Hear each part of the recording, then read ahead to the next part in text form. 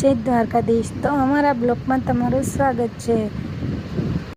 આજે તો દિવસો છે, એના કારણે અમે જલ્દી તૈયાર થયા અને તૈયાર થઈને થોડોક ફોટોશૂટ કર્યો। થોડોક ફોટોશૂટ કર્યા બાદ અમે થોડાક વિડીયો બનાવ્યા અને બધું કર્યું।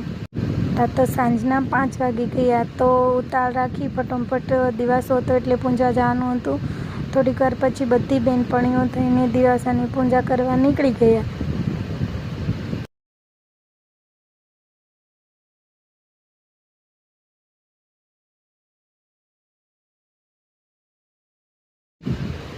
તો રિંકલબેન કે ચાલો ભોળાનાથના મંદિરે જઈએ છીએ, તો એક નાનો અમથો વિડીયો બનાવી લઈએ। વિડીયો બનાવ્યો, થોડીક વાર આગળ ચાલ્યા પછી કાલનું નક્કી કરવાનું હતું કે કાલ ક્યાં જઈશું। પછી ત્યાંથી આવ્યા અમે મંગલપુર બરવાળા ધામ મેલડીમાના મંદિરે। ત્યાં ગ્રુપ વિડીયો લીધો, બધું વિડીયો શૂટિંગ કર્યા, બધાના ફોટા પાડ્યા।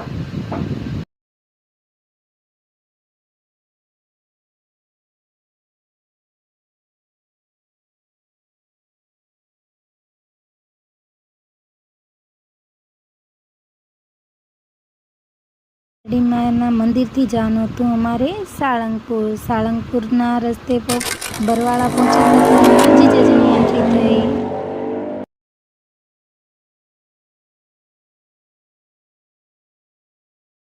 તો જયદીપભાઈ ને અનિલભાઈએ સાળંગપુર માથે લીધું। સાળંગપુરથી અમે આવી ગયા છીએ કુંડળનું દ્રશ્ય તમે જોઈ રહ્યો છો અને શનિદેવનું મંદિર છે।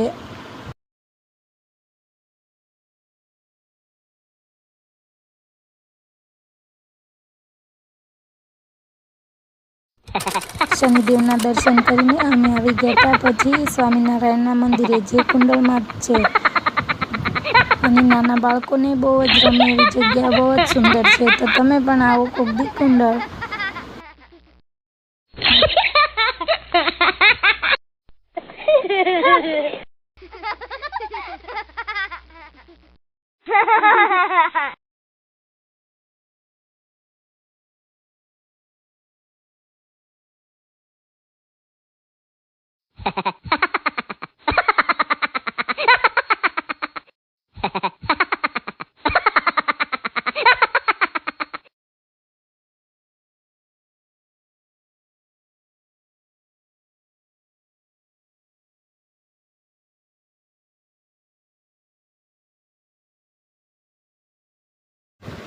સારું, ચાલો બાય બાય, મળીએ નેક્સ્ટ બ્લોગમાં।